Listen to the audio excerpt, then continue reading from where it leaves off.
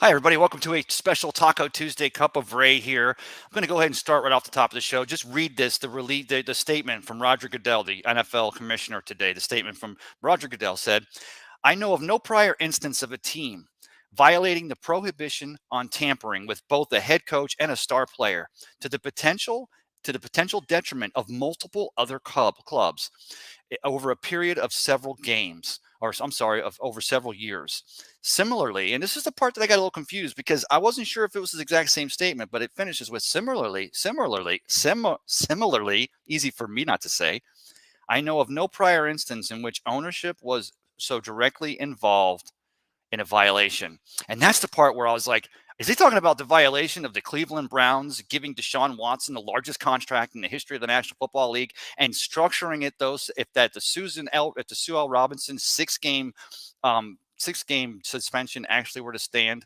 That the only thing Deshaun Watson will lose from his 2022 salary would be $360-something thousand. It was egregious enough, I thought, when they signed Deshaun Watson. Kind of made me sick because I've been watching Cleveland get better. I used to love the dog pound and Bernie Kosar and Ernest Biner and the team they had and what they used to do and playing in a dog pound. It was so intimidating. And for 10 years where the Buccaneers maybe weren't, we didn't have it. You had the Buccaneer band there in the north end zone over the big sombrero, and we had great times in the worst of first 79 and some couple of big times through the 80s. I don't want to get off on too much of a rant, but when the Cleveland Browns signed Deshaun Watson, gave up all those draft picks, but they sign it and they structure that contract so as to take as little money away from him in the 2022 salary. That did it for me.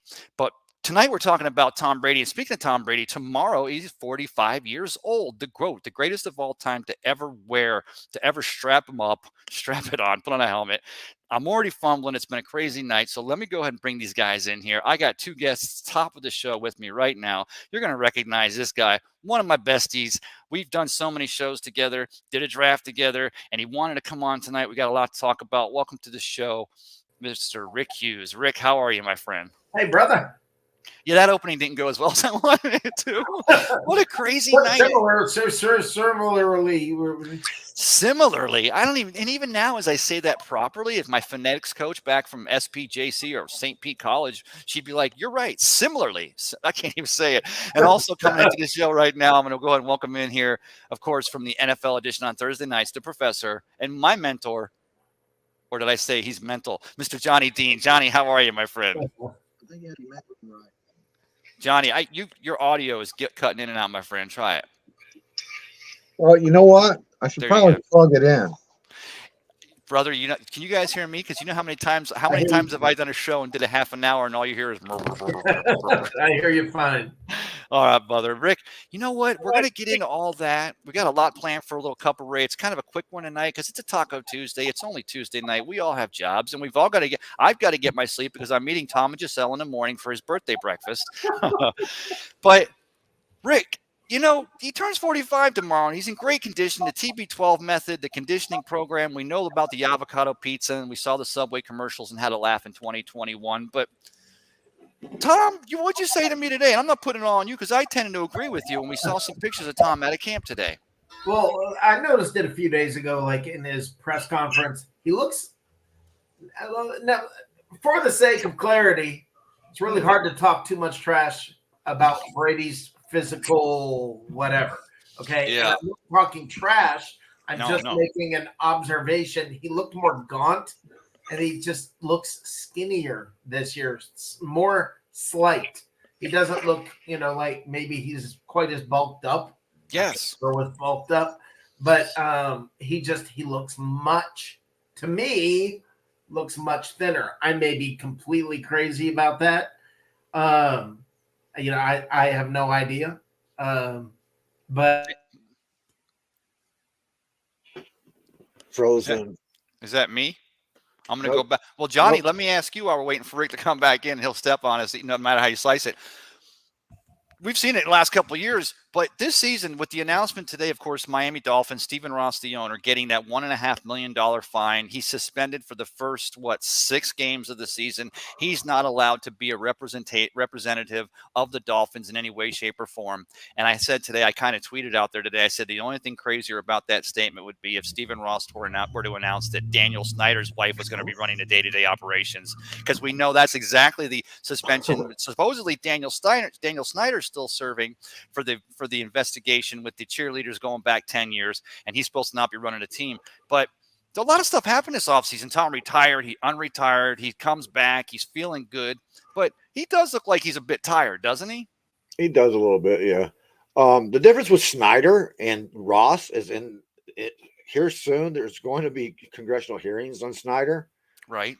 And the outcome of that, I think he should stay away from the team until that's over, actually.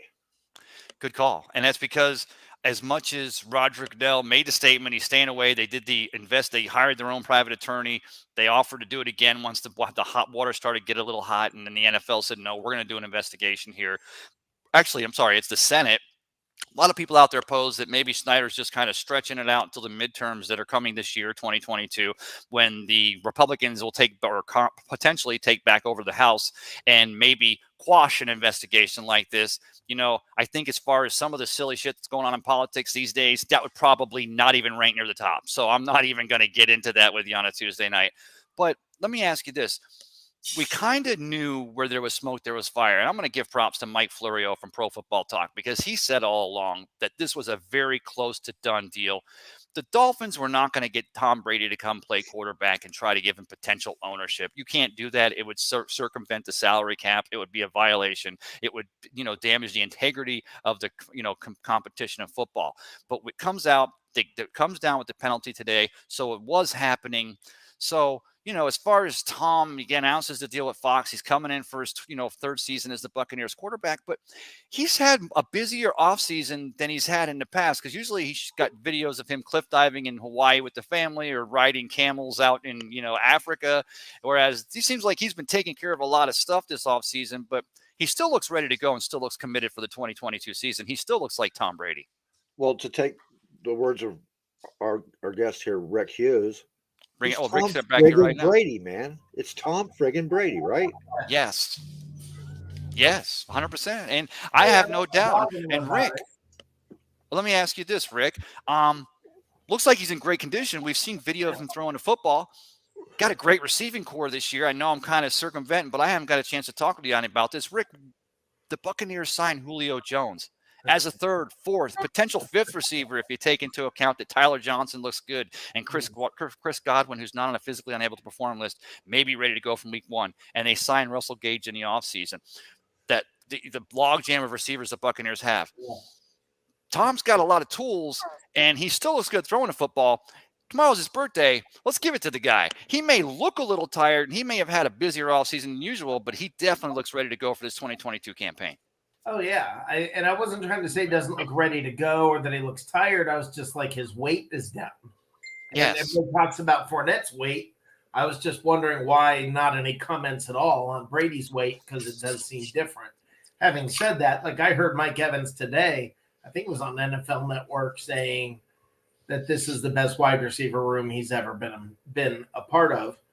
And I mean, not many people have been around a wide receiver room like this. Absolutely. Yeah, and amazing.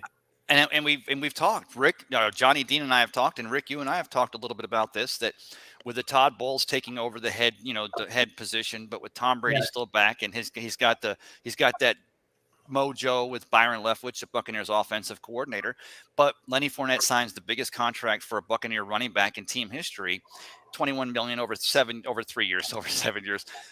Look for him to be the bell cow this year. And we've seen that when Tom was with the Patriots, didn't we, Johnny Dean? That the Patriots, one of the reasons why they had success year in and year out is because whether it was Charlie Weiss or Josh McDaniel, they always seemed to change the offense just enough to keep the other teams off balance. Kind of thought we'd see more running this year, but when you've got Julio Jones as your fourth receiver with Godwin and Evans and Gage and Tyler Johnson and Scotty Miller and Jalen Darden or whoever else is going to be on this team come the start of this season, it's going to be really hard to try to dedicate more to that run game, isn't it? Or you think Todd Bowles is going to figure out a way with his defense to change the philosophy of the team enough just to be more of a ball control offense, kill the clock, and beat teams by choking them out?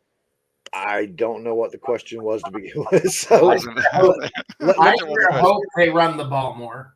me quote something that Todd Bowles said to Steve Smith on the interview today. Right. He told Steve Smith, he said he figured out that offense is sometimes the best defense. So take that wherever you want to. I think there's going to be a lot of running to it. They wouldn't have went out and got a White out there to run with Leonard like that. I mean, Rashad, he's supposedly having this look really good so far. So, yeah, who knows? I mean, it's guys, this offense is not short of weapons, regardless of whether Gronk is there or not. There's no shortage of weapons. Not a bit. I listened to Stephen Shea, of course, from Barstool Sports, was on with Pat and Aaron, the Pat and Aaron show here on 95 WDAE, 95.3 here, local sports, locking it down from 12 to 3 Monday through Friday. Love those cats. And Chris Mathis, the producer, the chosen one, and the job they're doing here covering the sports in the Bay Area. And they had Stephen Shea on there. And even Stephen Shea said he's hearing from people, and I'm not going to quote him, but I'll paraphrase, even from people that usually he gets the inside scoop from, or people that he would normally go to hear, vibrations or, something before, even when they're saying, Gronk is done, get it. And I don't think anyone will ever hold that cap in anything to any other than a higher light for the coming back after retiring in 2019 and coming back and successfully helping lead this team to a championship in 2020, Super Bowl 55. But even he, who such a big lover of the Bucs and has the inside, even he finds it hard to think that maybe if the Bucs are like 10-1 come down the stretch and the Bucs are a little thin or need a little help there at tight end, that Gronk wouldn't want to come strap him up. But man, it takes a while to get back in game shape. We saw that, Rick, didn't we, when Gronk came back in 2020? Yeah. He had the pandemic and the time to get ready, and of course he was wrestling. Even though you know how to play and he doesn't forget how to, it's like riding a bike with Tom Brady. You don't just get right back into that game without being in that game shape for a tight end, do you, Rick? No, and look, if he comes back 10 weeks into the season and all he does is block primarily, etc., does some things like that. I mean, if he comes back, if Brady talks him into coming back, I think it's going to be to help the O-line more than anything, because there's no shortage of targets. I mean, I think a lot of people correlate Gronk and Brady because they're such good friends. You got to remember, Gronk isn't the guy with the 22-year football career. Right. He's the guy who's been out there running across the middle, taking all these hits all these years and all these injuries, and they've built up. Gronk is human. He's not Tom Brady. Nobody's Tom Brady, okay? But Tom Brady hasn't even taken a third of the hits that Gronk's had. Oh, not even close. I think Brady's taken one hit. I've seen one highlight of one hit, one real hit that Brady's ever taken, where his helmet went flying in one direction. Exactly. So to think when Gronk made an exceptional feat when he came back in 2020. Yeah. Okay. Yeah.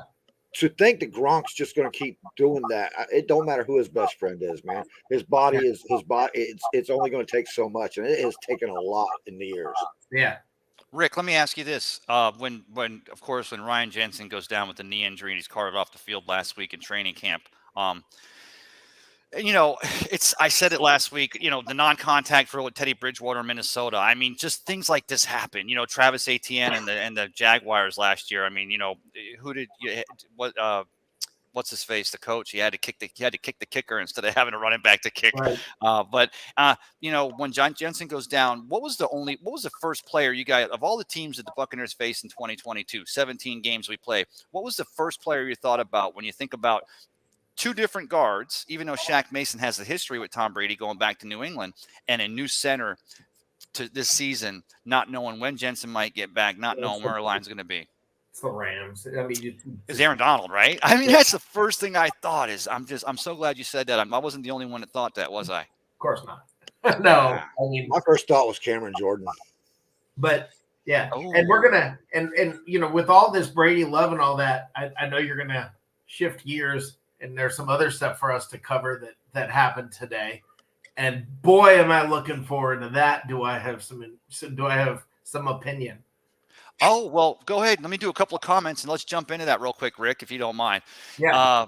High Skull, Buck Skull Gang in the house is high Yes, Hey, appreciate that. Christopher Cole, Judy Freeze. Buck Skull Gang in the house says, what up?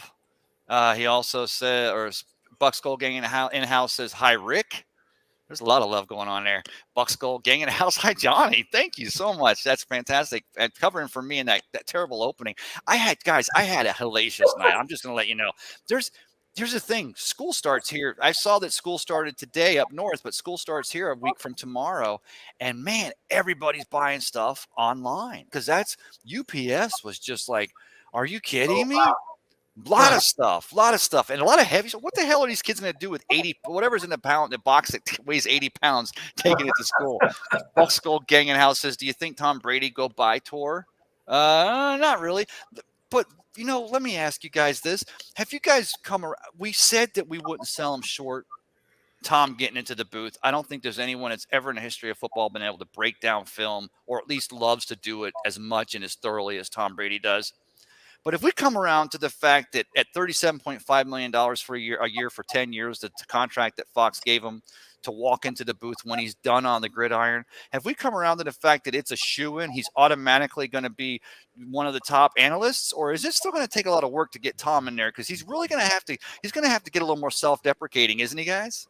I don't know. He does seem self-deprecating. Everybody says he seems like a normal kind of guy. Yeah. I think he knows how to perform. He knows how to handle a public image. He'll be fine when it comes to that. I'm not worried about that at all. And he knows the game. I can't fathom him taking on anything and doing it sort of halfway. He's going to be fine. I think the biggest part that people worry about with that, it was, 20 years, 10 years, 15 years ago when he was on Saturday Night Live and really kind of bombed. Right. That's then. This is now. Yeah, he's in a whole different place now. Well, here's the thing, I'm not, and the two of them are friends anyway, and we've talked about they're sitting on the porch there, and Clyde Christensen when we signed Tom back in 2020 talked about how Tom had gone down and met with Peyton. He used to have those weekends down in the South there on the lake house, just Tom eating his avocado toast and Peyton drinking milk. But Peyton Manning, there's a cat right there. I'd pay that cat. He could name his money.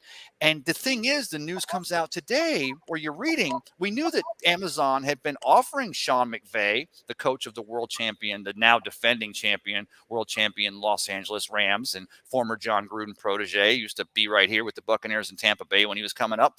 They offered him a lot of money. And they said, and to quote that, life-changing money to get in the booth. Sean McVay, I think, would also work in the booth, but he said that he's just not ready to leave it. Les Snead, the Rams are setting it up. He's running it back again.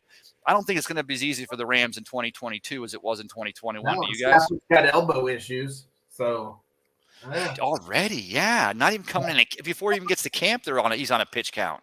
Yeah, right. Yep. Apparently, all off season he's had elbow issues. Yeah. Rick, let me ask you this, if you don't mind. Jump right into that little lead-in you gave a minute ago and what you wanted to talk about, and we'll get there right there with you. Don't worry, I'll get there, honey. I'll meet you halfway. Okay. So here's the news broke about Miami and then the tampering, all of that. And guys, I can't help but feel some kind of way about that. Am I mad at Miami? No. I get it. But if you're dating this beautiful girl and she's planning a hookup with some other guy, and then she doesn't follow through for whatever reason, how are you feeling about that? I mean, talking about Tua and the Dolphins and set up for the season. Talking about Brady and the tampering, and he's now. I guess. I mean, it said that Brady himself and his people had been in contact during last season, right, with the Dolphins. So during the year, while the year was going on, we all talk about Brady singularly focused on winning, singularly focused on only one thing, the Super Bowl, singularly focused. Apparently not. apparently he was focused elsewhere and was making plans in Miami. And it was during the season that he was doing this. And guys, Rick, I know we were going. You're talking about potential. I'm pissed off. The girl I'm dating was planning a hookup with another dude. Yeah, or in this case, could it possibly, of all the things that this team seems to be protected from by the Brady effect, almost like Steve Jobs, the distortion reality field, could the possibility of something like that be something that starts to cause dissension within the locker room if the guys are starting to realize? Because at the end of the day, they're all competitors, but at the end of the day, it's a job. And they're all realizing, like you said. When you're bleeding and broken after a practice and you're out here giving everything and Brady's chewing you out and saying, focus on one thing, what are you going to be saying? Well, are you going to tell me in your mind you're not going to be going, who are you talking to now about, what other teams are you talking to now? What are you doing? I don't know, man. No, I get it. I see what you're saying. Johnny, do you agree? 100%. Yeah. Yeah. Wow. Rick, of all the things I've thought about today, and here's what I wanted to say is because that's the kind of off season we've had, or actually that's the way it's been covering the Bucs since 2020. Running it up, but God, how many shows, Rick? You went live the day Tom Brady announced his return. I was live the Friday night. Live during his return. I think right now between Johnny Dean, you, Rick, I think you may have to lead. You and Dave Whitescarver, but between Johnny, you, and me, I think that just in this offseason alone, since the divisional playoff game against the Rams ended, we'll take that from that day forward. And we took a day or two off after we did the post games and season wrap up. I think it's fair to say Bucs report overall, which normally would have either Johnny Dean, you, or myself up there. I think we had a collective over 50,000 views in the last 3 months. Would that be way too much of an overestimation, or am I close in that? No, I don't think. No. I mean, we're talking about 10,000, a couple of 10,000 view shows. Right. A 5,000 view show I had this Friday night. Jason Lookinfora announced that there's imminent news that Tom will retire. So, if anything, we've definitely gotten dedicated to covering Tom Brady, and I think it's made us better for it. But the news breaks today with the tampering, and it even goes back all the way to New England to 2019, and that's why Roger Goodell's statement said could have changed multiple teams, which was just so egregious. And we know the thing is, Rick and Johnny, the thing that takes it a little bit deeper is we know that I think the cat's name is Beal, one of the owners or one of the owners down at the team that's a good friend of Tom Brady's. He's the one that was trying to get him in here. And now it really starts to paint the picture of Tom during this, still with the Bucs, not retired. Whole season. Showing up on a boat down there and them having Brian Flores want to come out and come onto the boat and talk to him. And I'm not sure if that part happened during the season, but the fact that he was still under contract with this team, even if he hadn't retired, assuming that they would have figured out a way to let him go, assuming that they would have just said, okay, Tom, thank you for your service. Go do your thing. Yeah. I mean, guys, it's like being the guy who's dating a girl who you're not worthy of. And then that's how Buck fans are probably feeling right now about this, and that's why that's how I feel. Yeah, and then they come back, and you just feel so grateful they came back. You want to ignore everything they did, Well, I'm not there. I'm not at that point. I'm at the point where I'm. Look, this has been great with him, but I'm ready for it to end after this year. I'm ready for one more run with him, but I'm ready. Listen, I love Tom Brady. I love what Tom Brady has done for this team. I love what he's brought to this team. All of that. Everybody who watched any of my shows, if anything, I've been accused of being too much of a Brady fanboy. Easy, Jenna Lane. I'm kidding. Yeah. Having said that, listen, I'm done. I'm done after this year. I'm going to be a Bucs fan till I die. Tom Brady's here for this year, maybe one more. So, I mean, at this point, I'm ready. Let's get on with it. Honestly, I was ready for Trask this year. I wanted to have something to write about. Yeah. Let me ask you this, though. I've been talking to some people about this. Thank you, Tristan. If Tom Brady doesn't announce his retirement anyway because Ryan Jensen signs the contract to come back for 3 years the night that Tom Brady announced he's coming back. If Tom doesn't come back for this season, with the Buccaneers, I think that, I mean, of course, we're learning now Hainsey looks great and Leverett may have been a potential, maybe in there. The Bucs are willing to stay in-house. Still haven't got the final decision on exactly when. Oh, gosh, Slick coming in here tonight, my friend. How are you, brother? Not too bad. I just got in from work. Appreciate you coming in here. I was just asking the guys, and I'll ask you that if Tom doesn't sign to come back, do you think that the Buccaneers may have not even had Ryan Jensen come back? We still want that kid back. He's still one of the best, if not the best, centers in the National Football League. But that was one of those things where that was kind of a package deal. I think Tom comes back. He needs to have his center. Already losing those 2 guards. That was a package deal, wasn't it, Slick? I'd say so. I think also you got to keep in mind who was being courted by as well. You had the Cincinnati Bengals who just come off a Super Bowl loss, but it was the only thing that really anyone talked about Cincinnati at the time was that their O-line was terrible. So, they take one of ours, they take 2 of ours, and then they short up the tackle position as well. They do look a little bit more like a contender. I mean, they're in a tough division, but, I would not be surprised. Where do you want to live, though? Ohio. Yeah. I got you. Or Tampa.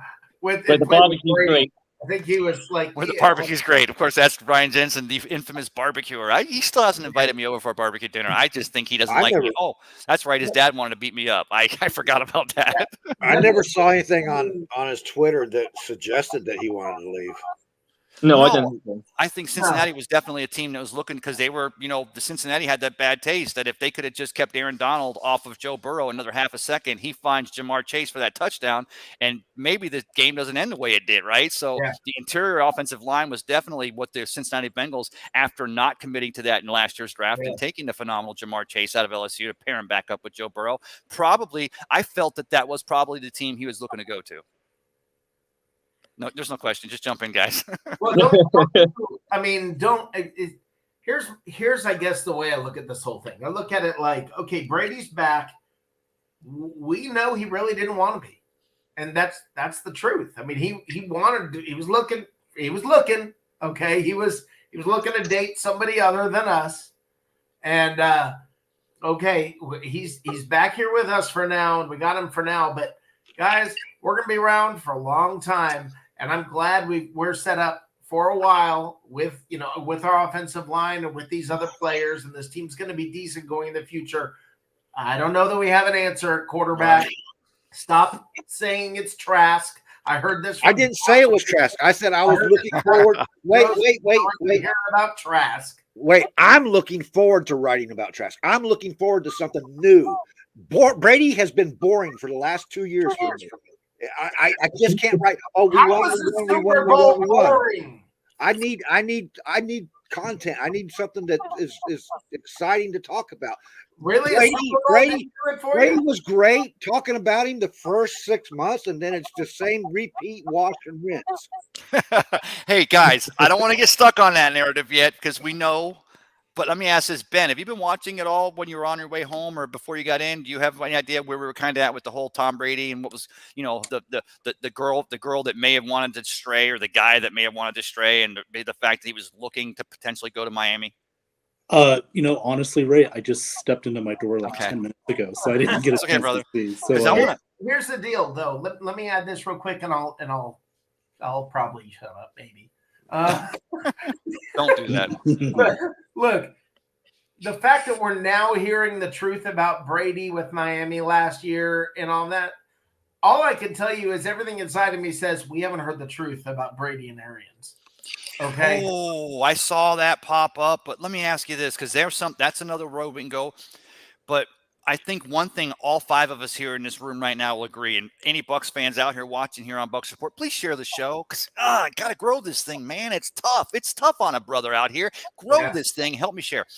But Tom is legacy's important to Tom Brady. We all agree, don't we? Mm-hmm. Yep.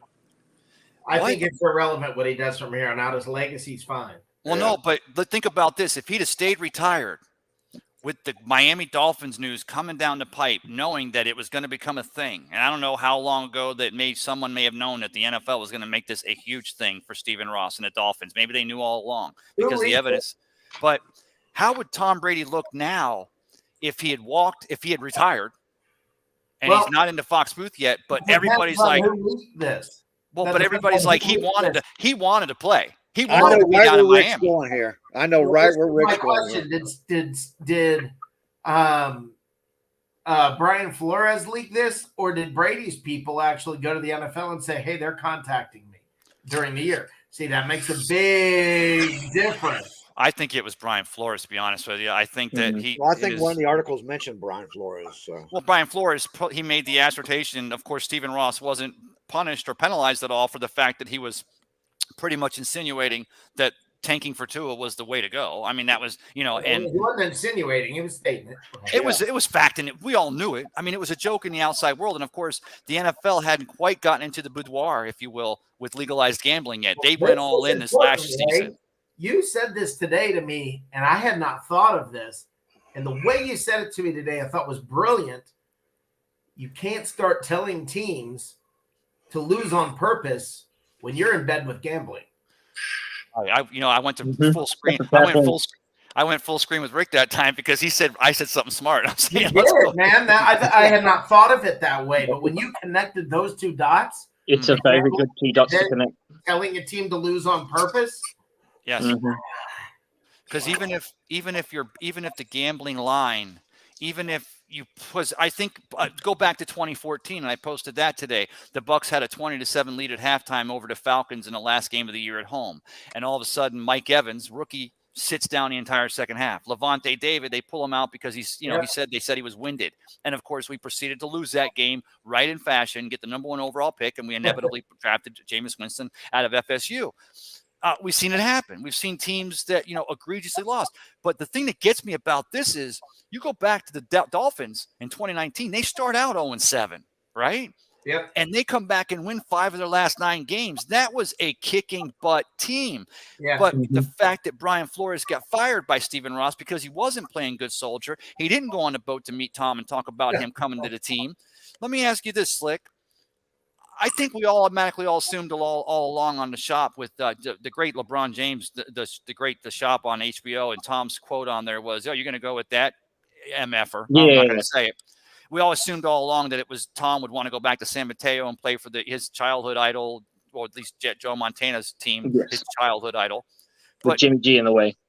Right. But is there a possibility here? Because we don't know for sure. Because they already had Trey Lance down. They already had Trey Lance right there as a young guy, even though he wasn't ready, and Garoppolo, and they were paying him $25 million. Is there a chance when he said, "Oh, you're going to go with that guy," that he was aiming that statement at Brian Flores, deciding not to get on the boat, and Tom was a little thin-skinned because he wasn't going to get to go to Miami and get that potential ownership and guide a Dolphins team that I would pose may have had a lot more success if they'd had Tom Brady under quarterback instead of Ryan Fitzpatrick and Tua Tagovailoa? I don't think the timeline fits what you're saying there because that was in 2019. That's the year. Right. Lance wasn't there yet. Yeah, Lance wasn't there yet. No, he wasn't. That's the year actually that Tua got drafted, wasn't it? Yes, it was. So, but remember, the 2019, they were talking to him for the next season. He was with the Patriots during that season, and they weren't going to make a trade with the Patriots to bring Tom Brady to San Francisco. So my point is, San Francisco, of course, maybe when they realized they weren't getting Tom, they go and draft a Trey Lance, which I would pose if they'd had to have a chance to get Tom Brady. John Lynch we know the cat. The kid he broke his teeth here in Tampa Bay. It just I've always thought all along there was a couple of teams it could have been, but I think with the news coming out today that they've been pursuing this cat since 2019 when he was with the Patriots, and then they tried to do it again in 2021 after he was still under contract with the Bucs. But Brian Flores says no, that Tom Brady was probably thinking, "Oh, well, you're going to go with that guy," and he's referring to Ryan Fitzpatrick and Tua Tagovailoa. I mean, possible or no? Am I just crazy? I think that's a fair possibility because there was that whole. What was it? The meeting the quarterback at the yacht, and it never kind of went into fruition because Brian Flores has said he has way more integrity than that, and what have you. And he decided not to go, or we don't know the ins and outs of it because we're just people on the outside, really, aren't we? So it definitely could have been, and again, it could have been San Francisco. I don't think anyone truly knows. There is some history between Tom Brady and Jimmy G. The fact that when he did start for him during the deflate gate, and there was a little bit of turbulence between them when it came to, I think Bill Belichick was starting to really look at the picture without Brady, and he started to really look at Jimmy G as the successor. I think Tom Brady obviously just kept on performing, and it was all until he had that one game in the playoffs where he threw that pick six against the Titans that people really turned around. Oh, that's it. The wheels are falling off. He's done. It was too late then. They'd already doubted him at that point. Oh, that's a great point, Rick. Slick. But I'll tell you what. I brought Alex Schoenberg in here. Alex is on his way back home from Florida. He was down here on vacation. I say home. Florida is his home. Sounds like he's in an airplane. That's what I'm saying. Hey, ladies and gentlemen, this is your captain speaking. Watch this, Rick. We're cruising at 20,000 feet. Please put your trays in the upright position. Alec, I'm going to get you and Ben involved for a second. Did you get your car fixed, Alec? Heck no, I got to do that in Virginia. They won't let me fix it out here because I'm not living in Florida. So I have to do my. Hey, Ben, can you do me a favor? Yeah. Go ahead, Alec. Look up do me a favor because you got access to something. Look up the Cleveland Browns' first 6 games for the 2022 season. Get the schedule pulled up for me. Can you real quick? Yeah. All right, Alec, I want to ask you, Alec, what did you think when you first heard that Sue Robinson, the retired federal judge who's now been chosen as the impartial, partial jurist in the 2020 collective bargaining agreement between the National Football League and the National Football League Players Association, when she said 6 games, was your first thought automatically, well, the NFL is going to appeal Goodell and they're going to run it up to full season, or maybe 6 is probably what it's going to stay at? Maybe they go to 8. What did you think, Alex Schoenberg? I thought, in my opinion, they were going to appeal it to make it 8 games, but that's just how I felt about it, because my suspension range was either between 8 games to a year. In that range. Me too. Yeah, and I know because you guys on the NFL edition, you guys been talking, and I tend to agree. But Ben, do me a favor. Can I be the one dissenting voice on this? Rick, go ahead. I'm going to go full screen on you real quick for a second. All right, this is going to get me in trouble, and it's a good thing I don't have a show anymore. Look, here's the thing. Legally, Deshaun Watson never even got charged. Not just he was found not guilty. He never even got charged. Legal. Okay. Now we're saying because of these accusations, he is guilty of assault because the accusations were made. And that's my issue with all of this is there's got to be some way, and I don't know how, I don't know the answer, but there's got to be a way that you can, with respect to the women that have been horribly treated in the past, how do you balance that out with a player who I've seen players get accused of things that they're not doing, a simple accusation? How do you navigate through that and say, oh no, 6 games is not enough, it should be more, when the law didn't even see fit to charge him? Right, and the fact there's no precedent, but the reason why, and that's a good point, Rick. I agree with that. And I think the reason why is because, like you said, there was 3 or 4 district courts down there in Texas. Even though the team saw fit to put him basically out of the facility for a year, they didn't want to touch that nuclear. Well, no, he didn't want to play for him. Well, he didn't want to play for him initially, and then that was the excuse to just stay away. Now, you guys know as well as I do, there's 1,200 and whatever players in the National Football League that are making some of them millions of dollars. You got a guy that's getting paid the money he's making. He says, I don't want to play. They're either going to get him for conduct detrimental to the team. They're going to figure out a way to trade him. But the Houston Texans held on to him for a year because they realized they were holding, nuclear rods. They had nuclear. It had a half-life of 1 billion years, and they had to hold them. And Ben, do me a favor. He gets traded. It gets picked up, traded to the Cleveland Browns.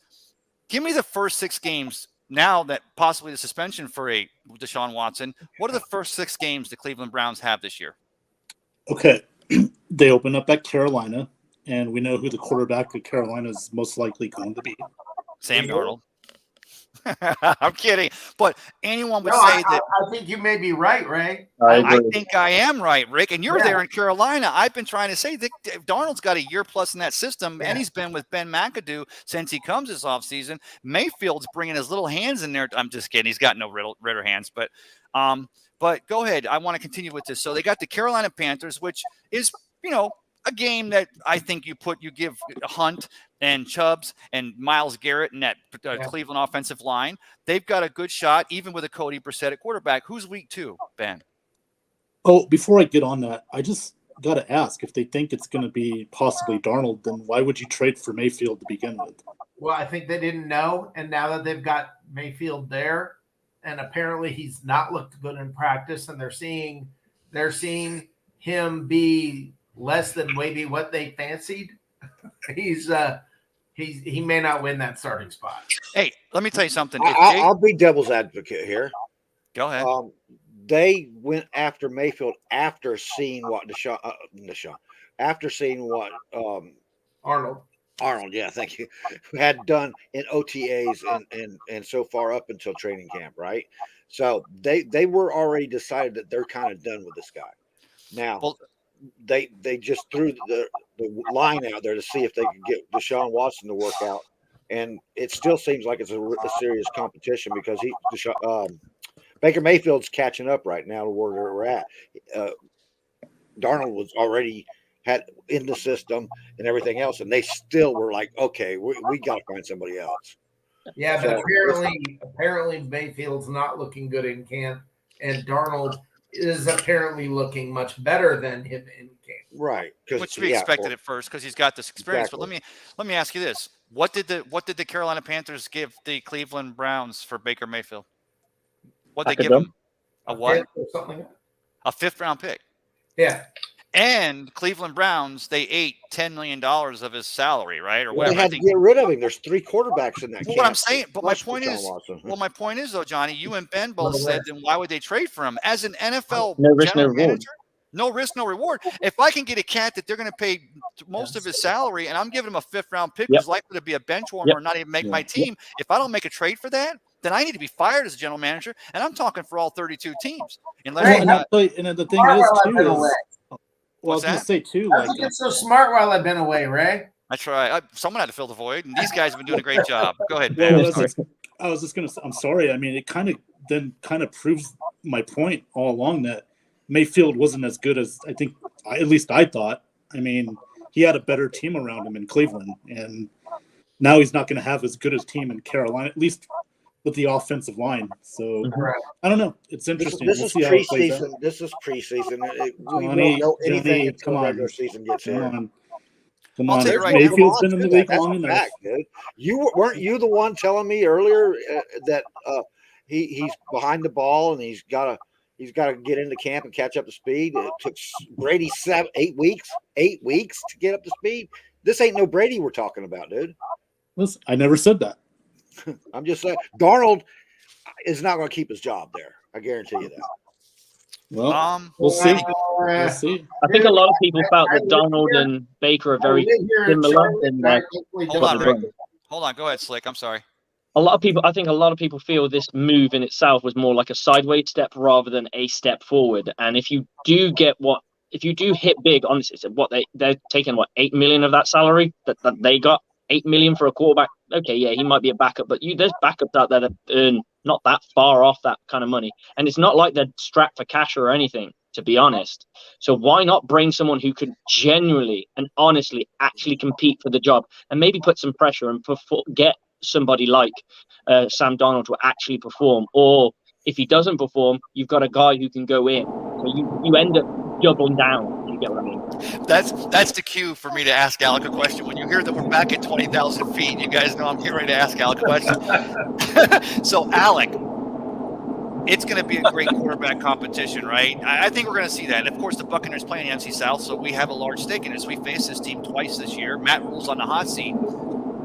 But do you think God forbid, if Christian McCaffrey is out before the season even starts, before the start of the season, so you take away a potential solid running game that would benefit a Sam Darnold, who's been in the system for going on almost a year and a half, but he's been with Ben McAdoo, that if you took Christian McCaffrey out of the equation and you had to go, guys, as Buck fans, we saw this for how many decades, that we were just going to throw everything in a pot of soup and see if it tasted good when it got done boiling. Alec, do you think if Christian McCaffrey were not there for some reason, maybe he decides to go off and join the Foreign Legion, would that automatically increase a Baker Mayfield because of his scrambling ability and his improvisational skills? Alec? That if you put it that way, I mean, we already know what's going to happen because Christian McCaffrey, God forbid, can never even stay healthy. I don't know what he even does for that even to happen.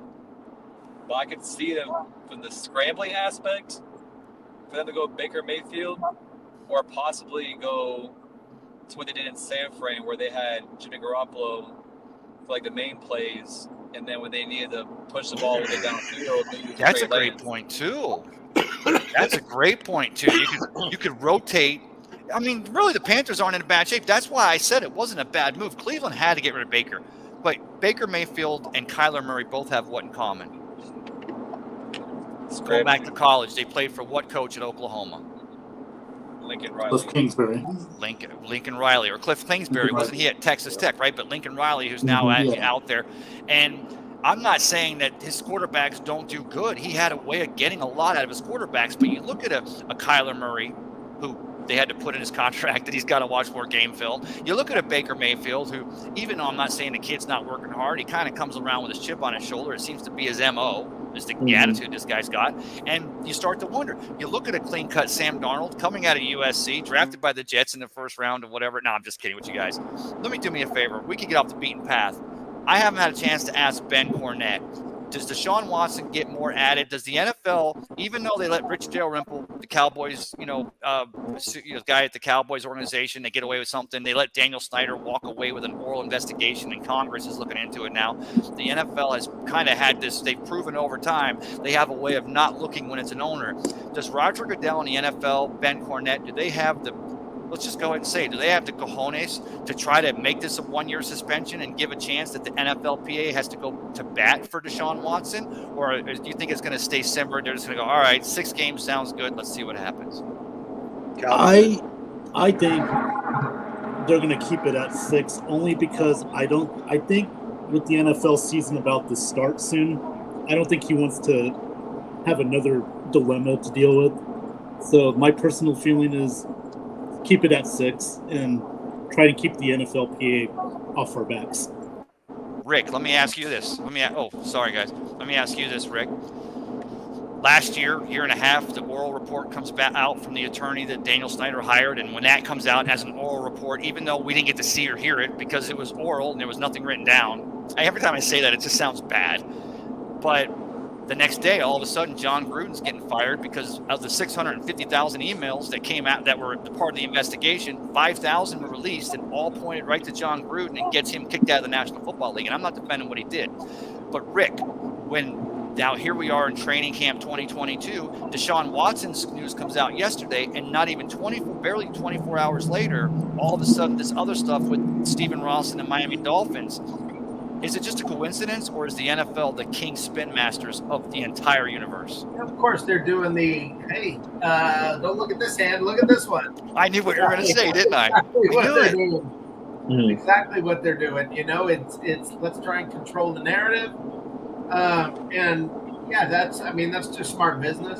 But the thing is, the NFL, it feels to me like the NFL, the billionaire owners are starting to get a little bit sloppy.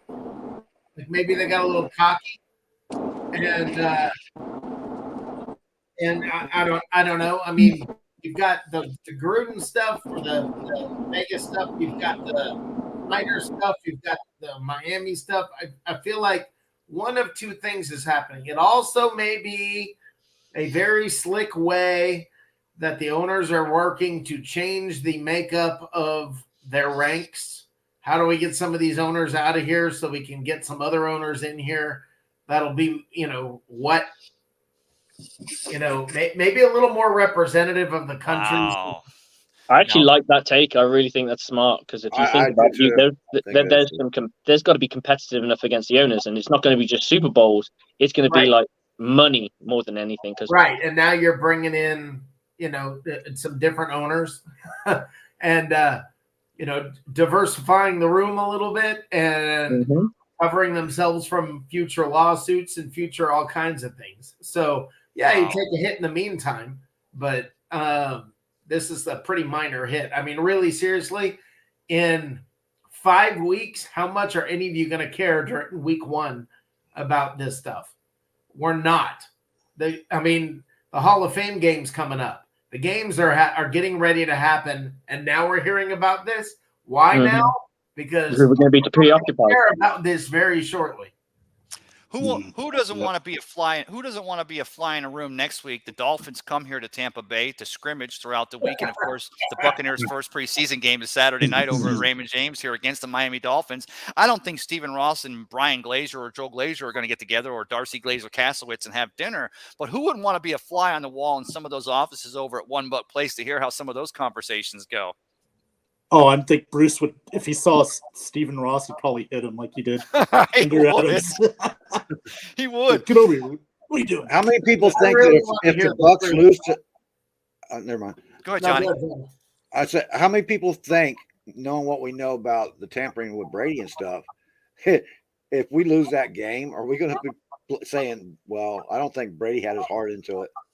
Well, let me ask you this, though. Slick, you answer me. You're a coach. You coach defense, right? You're a defensive coach? Defensive coordinator.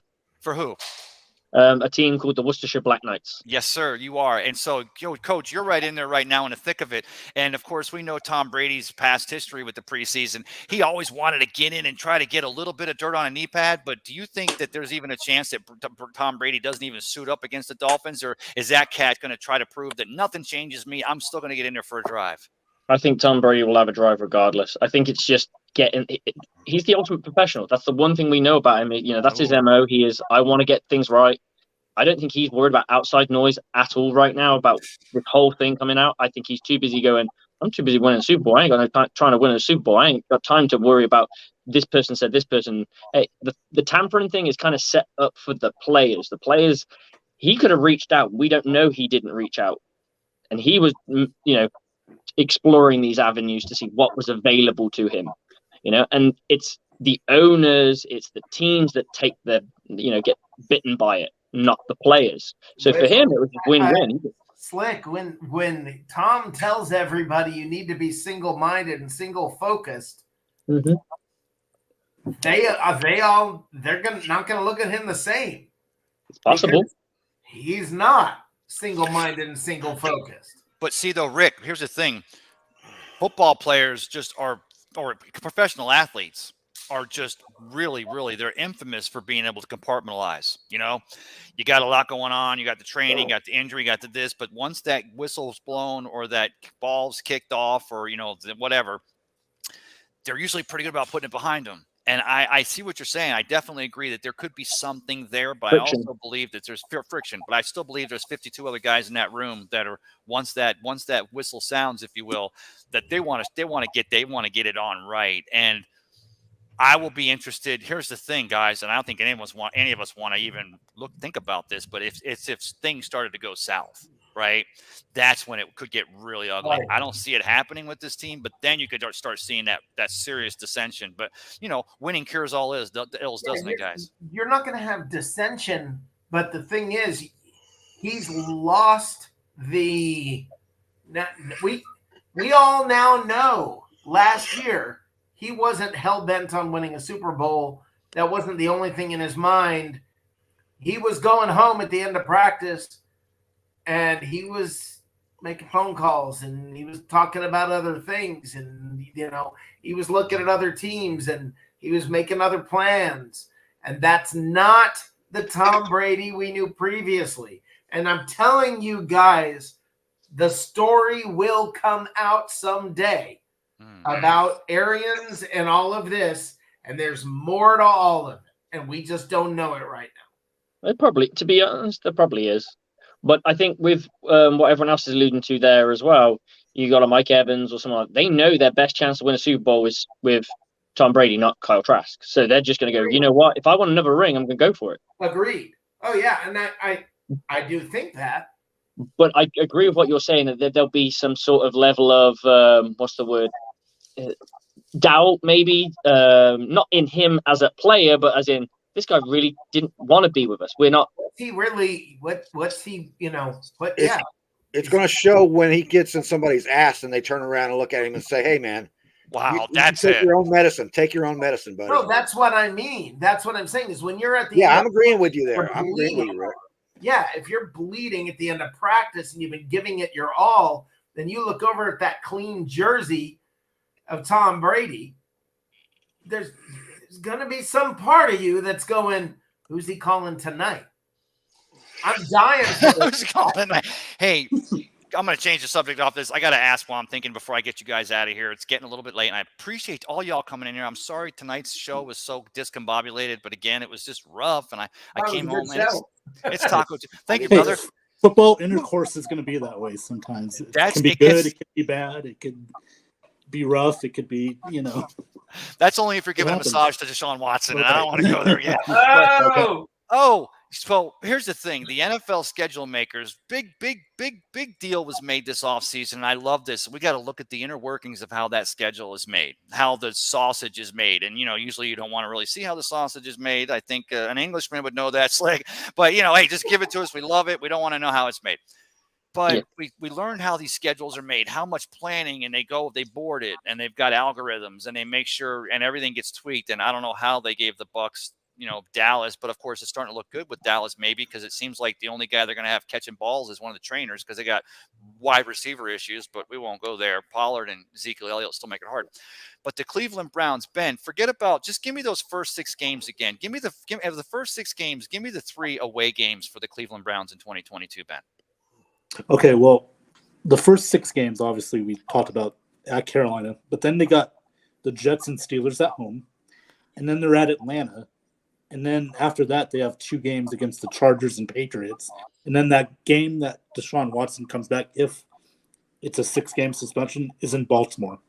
So let me get this straight. So they have a home game against Pittsburgh, a team that Johnny Dean might disagree with this. Still going to be a good team in Pittsburgh. Mike Tomlin's never going to have a bad team. Like I'm sure you agree, Coach Slick. Mm-hmm. But they're trying to establish themselves. They're going, Ben Roethlisberger isn't there this year. They play the Carolina Panthers at Carolina. They play the Falcons at Atlanta. And then they play the Chargers, which one would agree. But of those 6 games, at least 3 of those games are winnable games for a talented Cleveland Browns team. And the 3 hard games, what are the 3 home games again in those first 6 games, Ben? The 3 home games. Well, there's 4 home games, actually. The Jets, Steelers, Chargers, and Patriots. Okay, so the Steelers, Chargers, and Patriots of those first 6 games, those real hard games, the schedule makers saw fit to give the Bengals those games at home there in Cleveland. Now, guys, when the NFL is going back, and I know a lot of us said maybe it was a full year, maybe it's 8, 12 games, but all of a sudden you look at the schedule, it's set up so this Cleveland Browns team, they could still have Baker Mayfield. Sam Darnold may have gotten traded to the Cleveland Browns and could possibly still have this Cleveland Browns sitting at 500, 3-3 on the potential return of Deshaun Watson in Week 7. Does anyone disagree with that? Call out your wins and losses. I want to hear this. I would say that first game against Carolina, especially if it's a because here's what I'm talking about. Matt Rule is on a hot seat, and I don't care if you've got Sam Darnold, Baker Mayfield, or Tom Brady. They're breaking in a rookie left tackle. They still rely on Christian McCaffrey. And you're talking about a Cleveland Browns team. Again, do I have to give you Chubbs at running back along with the other guy? I'm sorry, the running back they got from Cleveland Brown, from the Kansas City Chiefs, who also is Kareem Hunt. And Myles Garrett and that defense. This is a team that's just a year away from going to the playoffs. And then they had to step back with Baker Mayfield going against the Cleveland. The Panthers have a top 5 defense, too. Mm-hmm. And they got Christian McCaffrey, and they were on a little winning streak last year until Christian McCaffrey got hurt. So that's not a given, dude.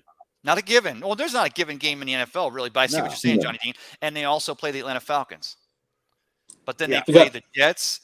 They play the Jets, and they play the Steelers, the Chargers, and the Patriots at home in Cleveland, and get that home field advantage. So they had 4 of their first 6 games are at home. And then the NFL schedule makers backloaded the schedule in 2022 for the potential return of Deshaun Watson late in the season, and they go on the road. Now, guys, if anything, the NFL's got, if they're guilty of anything, it's about creating drama. It's about creating excitement. And here's the thing. I don't like what happened with Deshaun Watson. I got sick to my stomach the day Cleveland signed him and they gave away the future. And I hate to say I'm wishing him luck. Johnny Dean, you talked about this. We'd never wish injury on a player, but Cleveland goes up against the Baltimore Ravens in that tough defense in an interdivisional game, which always is nasty. I'm going to enjoy that game. You're going to enjoy watching that Baltimore defense chase Deshaun Watson around, aren't you? Absolutely. My only point, I don't think I had a good point there. My only point was when I heard that they played the Chargers, the Patriots, and the Steelers, which I would normally say, especially if those games are on the road, the home team's the advantage in that. But the schedule makers put 3 of those 4 first games at home, and those 3 hard games are all home games for the Cleveland Browns. Because I've said this all along, and I think if people disagree with me, that the NFL can't, Roger Goodell can't admit this, and the Shield can't admit this, and the odds makers in Vegas can't admit this. But at the end of the day, whether it's a 6, 4, 8, 12 game suspension, they want to make sure that those last 6, 8, 10 games that are still on the docket, when they come back, they want to sell tickets. They want to get money moving. They want to see the lines running on those games. And I would pose that those Cleveland Browns, when Deshaun Watson comes back week 1, that'll be the largest gambled on game in the entire league. Oh, it's going to be the most watched game, I bet you. For sure. I think so. Yeah. One thing I just wanted to reiterate on to add on to that is those games, the hard games you say they have at home, they're all really good defenses. So with a rookie, with a quarterback that's not tip top, all they have is a run game. So Jacoby Brissett. And that's what I mean. So you're going to get. We're talking Ravens. He comes back. Who else they got? They got Pittsburgh. Pittsburgh's always famous for having a good defense. So Cincinnati Bengals twice. And neither one of those teams have to stack the box to stop the run. Nope. No, but I'll tell you what, you made a great point there, Coach, that those teams have great defenses, but you put them in Cleveland. I heard today that even with everything that's going on, Deshaun's walking off the field, and the Browns fans, and I don't think I blame them for this, because, guys, we remember when Hugh Culverhouse was running this team into the ground, and we knew it. We knew he drafted Bo Jackson #1 overall when he said he'd never come here, because Culverhouse just figured he'd get away without having to pay a first-round pick that year in '86, and it sucked. But the Cleveland Brown fans are lining up 10 deep as Deshaun's walking off the field today, because they still want to get pictures and autographs, and they still want to be around him, because that's Deshaun Watson. That's the franchise. That's still a quarterback. And at the end of the day, go ahead, Coach. I'm sorry. They've got him for a few years, so they may as well get used to it. Yeah, they want that towel. They want those towels that he has after practice. Hey, has anybody else noticed? Does Deshaun Watson not wear the tightest form-fitting shorts in the entire league as he's walking around, as if he's trying to show us? Why would anyone have a problem with this? Look at this. This is magnificent. Has anyone else noticed this? I mean, or is it just the pictures that they always show of him online? I'm not noticing. Ray, you may be the only person who's thinking that, so I'd be very careful. I just admitted that. Hey, I'm not looking, Ray. I don't know about you, but I'm not looking. You gotta snap them shorts off, Ray, and start chasing you around the room with them. That reminds me. Hey, if I'm going to tell all the kids out there that are watching, thanks for share the show tonight. But if you're looking at playing second string or third string quarterback on your high school football team, don't quit. Get another position. Do better. Practice harder, because you get stuck with the bottom locker. And when you're in a locker room with a bunch of guys after a Friday night football game in high school, you don't want to be on the bottom locker. Enough said. Hey, guys, thanks for coming in here tonight. But do me a favor. Camp's going now. We're on our second week. They're wearing pads. They're going to take those, padded things off their helmets soon enough. I didn't ask this. Let me ask this one more time. Why is it, and I posted this on Facebook and no one asked today, why is it that I'm seeing half the teams in the league are going with color splash uniforms? 8 teams are wearing second helmets. We got other teams that are coming up with all these, throwbacks and stuff like that. And why was Florida orange so hard? And I'm starting to come around to the fact that I think that Jason Light or Bruce Arians or someone, and maybe Tom Brady, never wanted to wear those creamsicles. I think that. Do you blame them? Man, Yes, I blame them. No, come on. Those uniforms. Steelers go out there in bumblebee uniforms. But those are the worst. Come on. Only There's second still to one in those. Prison stripes.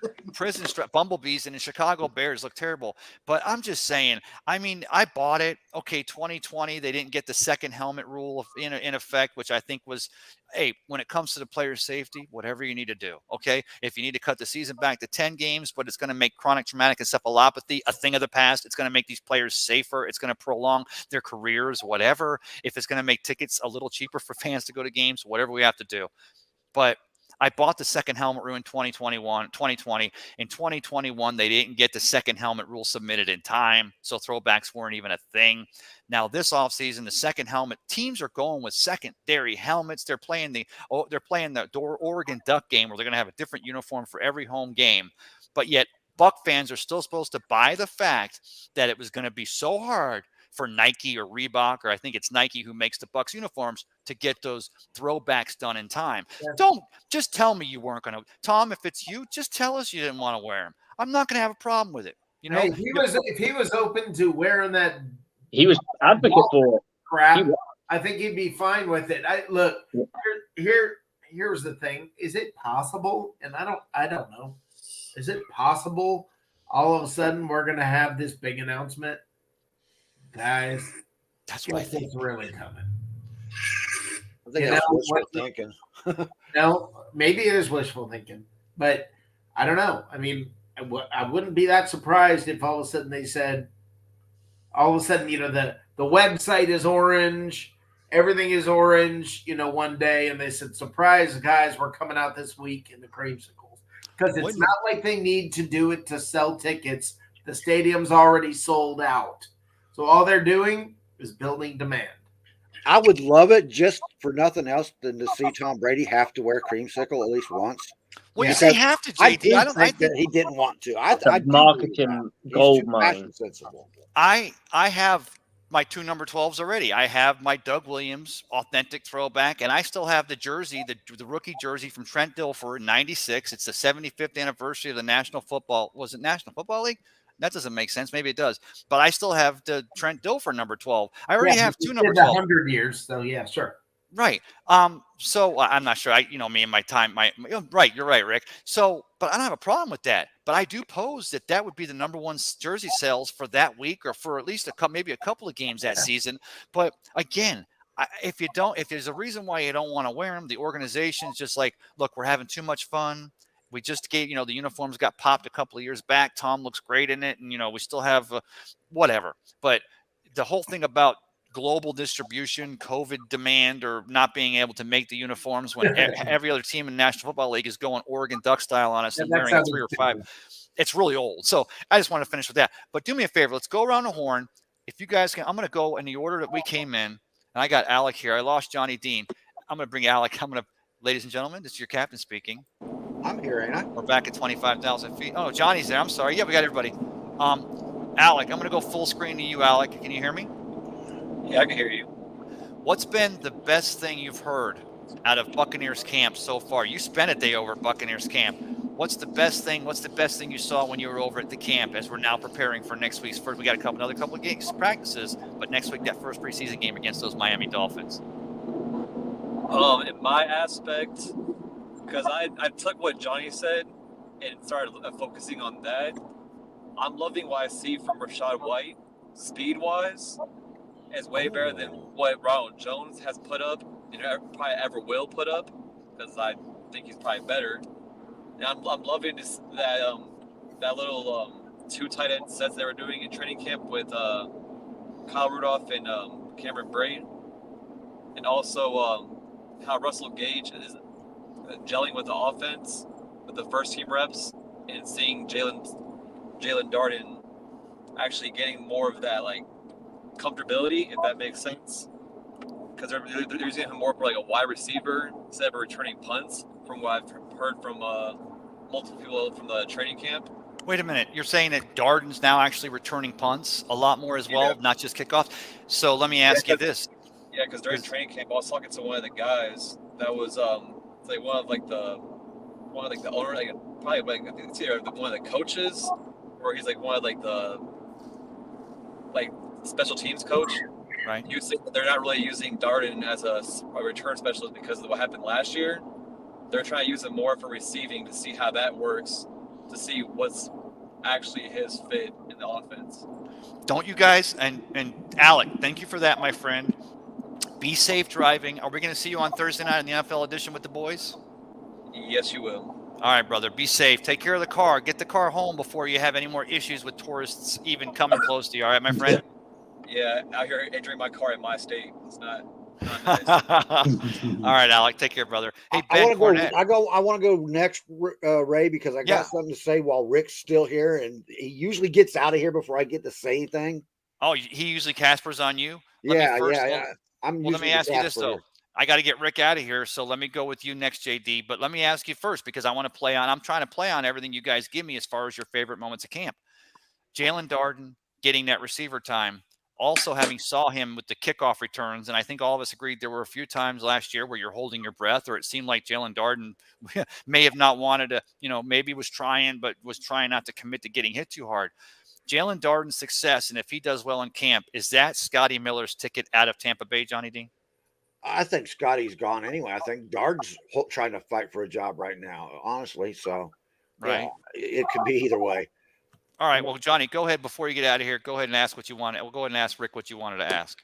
I never really appreciated how you guys did the draft until this year. And I want to let you know that you both knocked it out of the league, of the park when you guys did the draft. You were awesome. And I wanted you to know that because it's a bitch to do that shit, man. There's so much filler. You're like, oh, yeah. I enjoyed doing it. It's just Yeah, by you guys day did a great job. 3, the last hour of day 3 was like me and Alex were just going, yeah, okay. Can't meet. Give me some. Well, I got to crack a joke about Harry the Greek also, because Harry and I would sit there and just go, yeah, this guy's a baller. And we were just throwing out cliches. I didn't get to do my who the guy out of East Idaho Tech was, the linebacker from East Idaho Tech, drafted at the end of the 6th round. We had no idea. Well, you got. Here's the thing.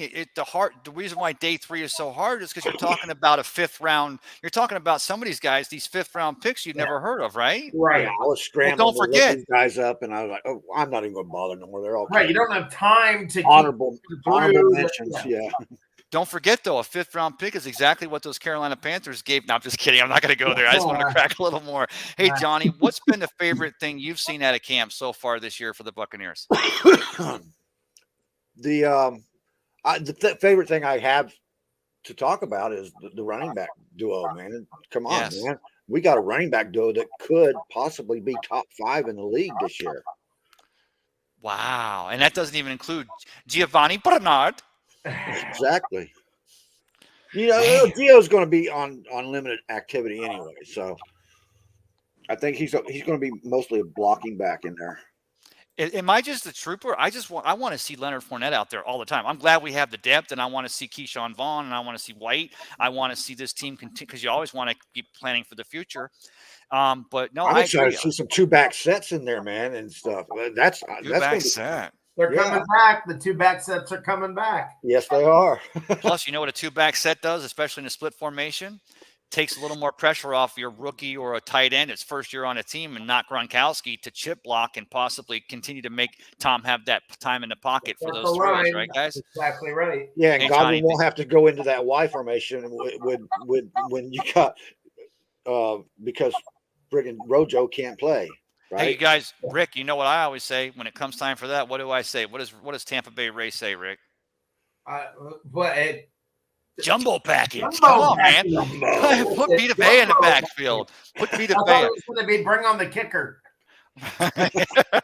Oh, okay. Johnny Dean, get out of here, brother. Thanks for coming in here tonight. We look forward to seeing you on Thursday night. Hey, Casper on me. Ben Cornett, speaking of kicker, before I ask your favorite part of camp so far this year, and Rick, I'll get you out here next, I promise. Between Borgales and Ryan Suckup, what are your thoughts or what are your feelings? Ben, I know you're not there seeing the everyday competition, but we're hearing that both are doing pretty phenomenally well. Borgales is able to make those longer 55, 56-yard kicks. Are we going to see are we seeing a true competition here in Tampa Bay? And there's a chance that we got Borgalis on the team as kicker and not Ryan Suckup in 2022, Ben? Well, let's look at the salaries. Who makes more than the other? Oh, yeah. Mm-hmm. And if Borgalis is doing very well and kicking those deep balls, it looks like we might have ourselves a new kicker, guys. Yep. Ooh, wow. And you know, the thing is that's scary about that is because we walked through that desert, you know, after Matt Bryant, after, you know, we walked through that desert where we'd have done anything just for a sip of water, being a kicker that could make consistent kicks. And God, so tired. How many times Matt Gay, Nick Folk? I mean, we could go on and on with the kickers. But go ahead, tell us, Ben, what's been your favorite part so far of camp that you've heard or seen with the Buccaneers in 2022?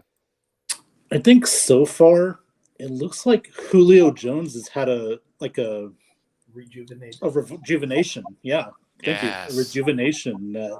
Okay, this is maybe my last shot at getting a ring here. I'm ready to go. Come on, Tom, give me those balls. I'm sorry, I didn't mean to say it that way. Yeah. Not you guys are making fun of where I'm looking. Hey, Ben, I'm sorry we were a little more discombobulated tonight, my friend. But again, we'll see you on Thursday night on the NFL edition. Go ahead and tell us a little bit about the NFL edition before I get you out of here, Ben. Oh, yeah. It's on every Thursday night. Me, Johnny, Alex Loosemore, and Alex Schomber. Thursdays at 9 Eastern, 6 Pacific. I come on a little later because, well, I have a job, unfortunately. So that keeps me from coming on time. But eventually, it's better late than never. So, yeah, check me out and the boys on the NFL edition Thursday nights, 9 Eastern. Locking it down, 6 fellas. Pacific. Locking it down. I appreciate you, Ben. Thanks for coming in here. I hope to talk to you real soon. All right, great. Thank you for having me. Take care, guys. Brother. All right, Rick, I'm so sorry I kept you late, but I got to go to Coach Slick next. Coach, I got to ask you, you're a defensive-minded guy, but maybe your your best moment you've seen so far with the Buccaneers in camp this season is an offensive side of the ball. But what does Coach Slick say about it? I think the most worrying thing is the fact that they've I think Bowles has come out and said they haven't found a way to cover Gage yet. Yes. That's not the greatest thing you want to hear. And the Bucs play heavily man coverage, so then if anything, I don't coach man coverage because it's extremely hard to master. It's one of those the easiest to teach, hardest to master. I'm a cover 2 guy.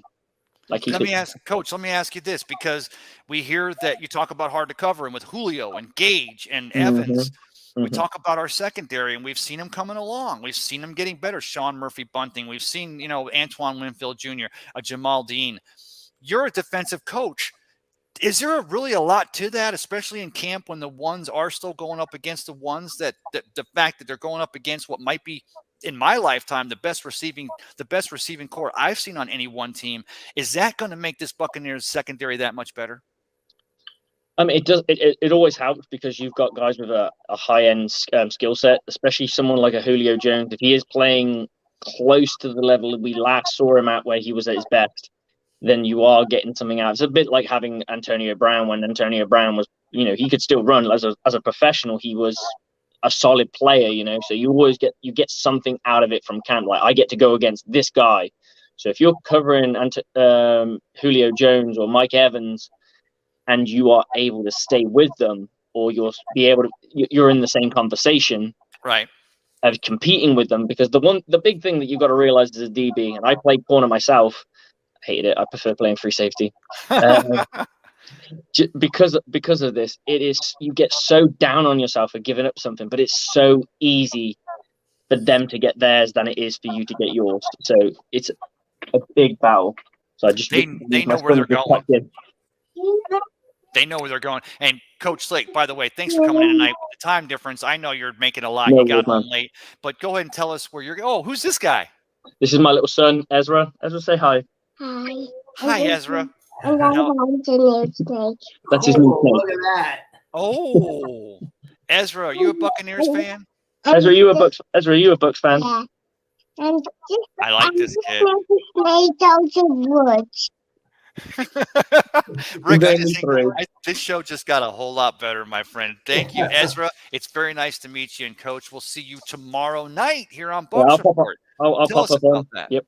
Yeah. Tell us Well, about it. we're gonna do a little roundup around camp. We're gonna talk a bit of Bucs football, and me and the dude. We got a few guys coming in, so we're going to pop off a few questions to them, their experiences at camps. A couple of writers are around in the Bucs world or in Bucs Nation, so to speak. Yes. And we're going to ask them some questions about what they think. Same kind of questions, similar questions to what you're asking us. Hello, son.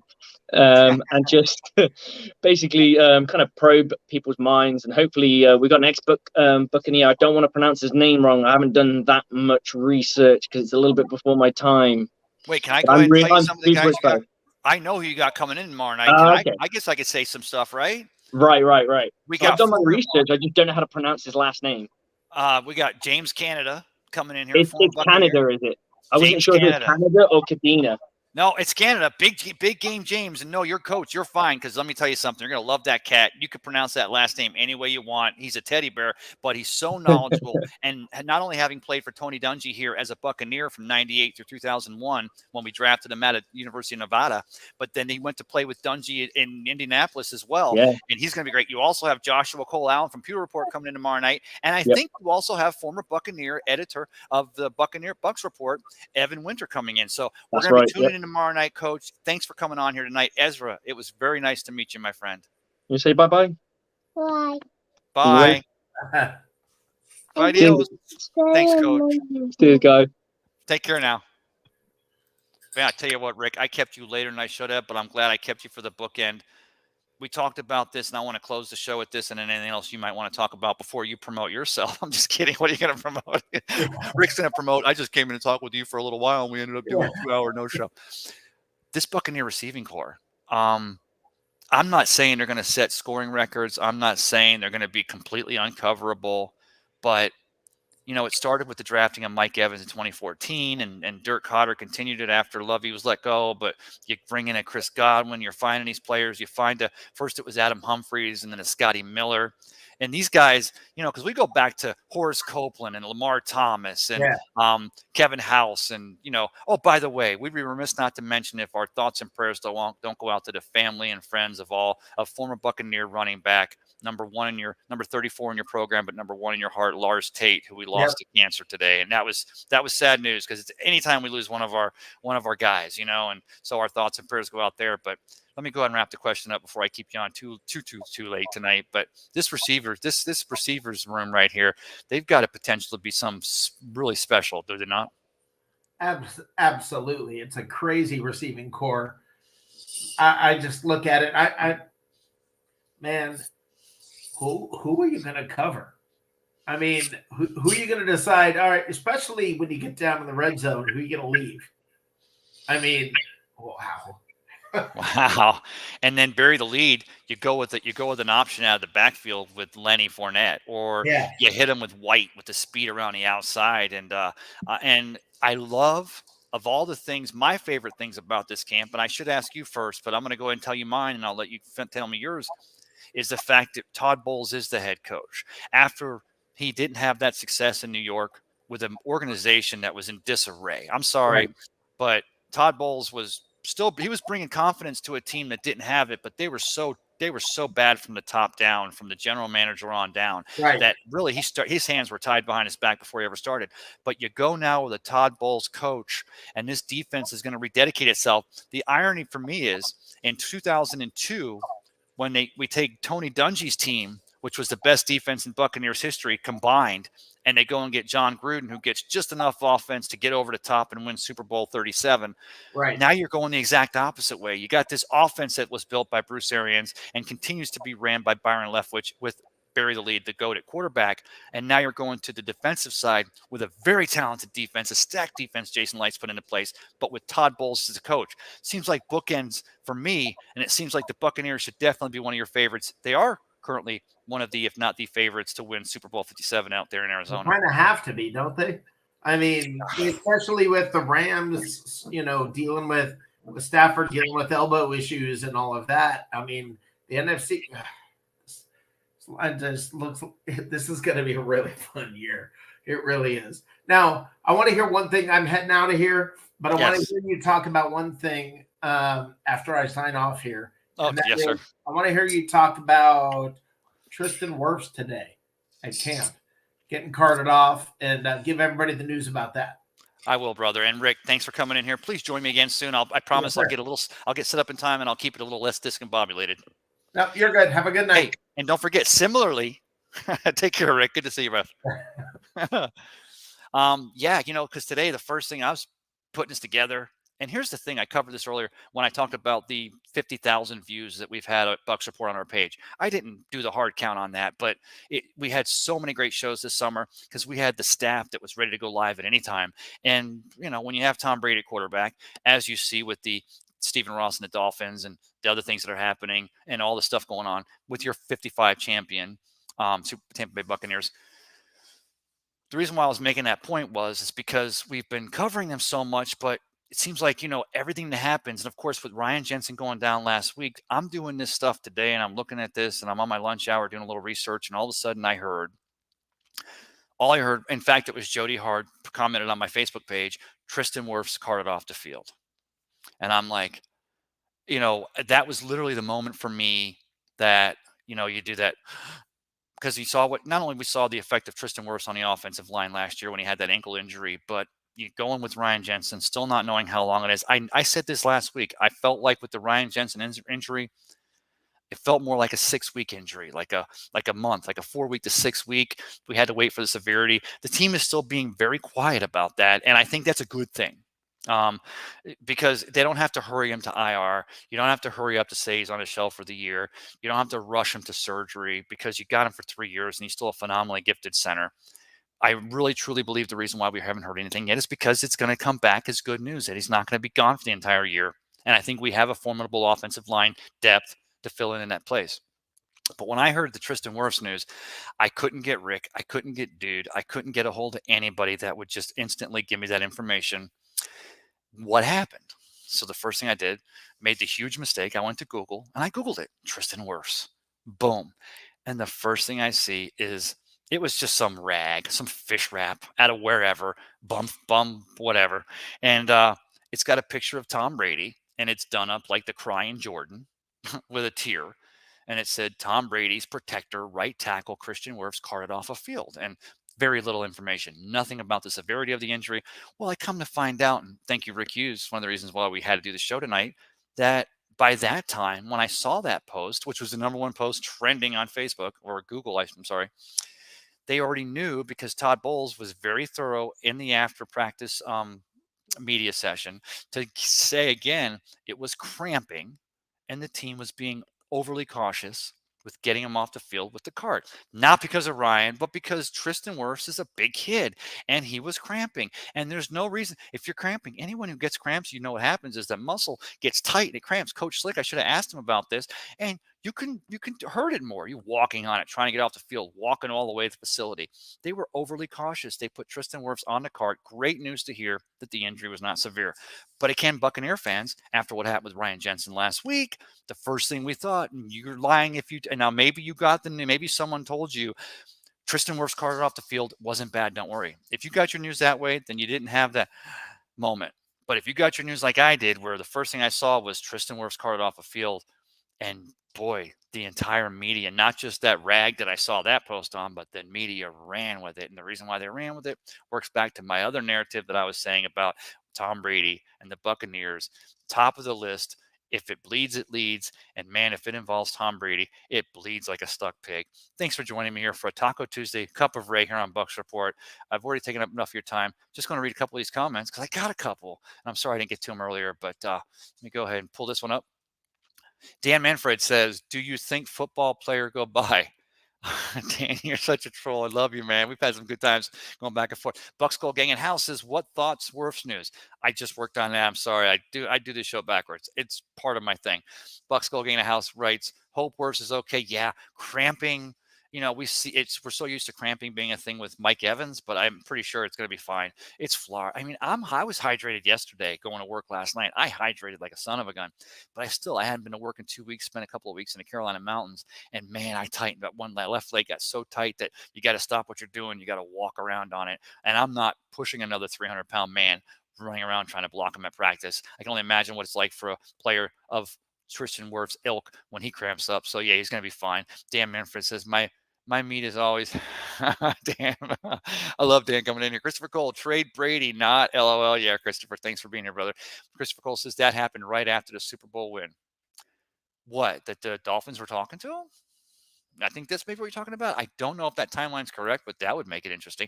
Christopher Cole says, I'm going to the joint practice against the Dolphins on August 11th. So, Christopher, you're going to be there. So, you got to let us know if you see Bruce Arians go after someone in the Dolphins organization. Of course, Stephen Ross won't be there. Although I wonder if his 6-game suspension doesn't start till the regular season, just like Deshaun Watson's, because we see Deshaun Watson at Browns camp in the preseason, but then he'll serve that suspension when the season starts. So maybe we see Stephen Ross down here and he's walking the sidelines with Mike McDaniel, and maybe Bruce Arians walks over with that big sun hat of his, takes it off, and just pops him on the head.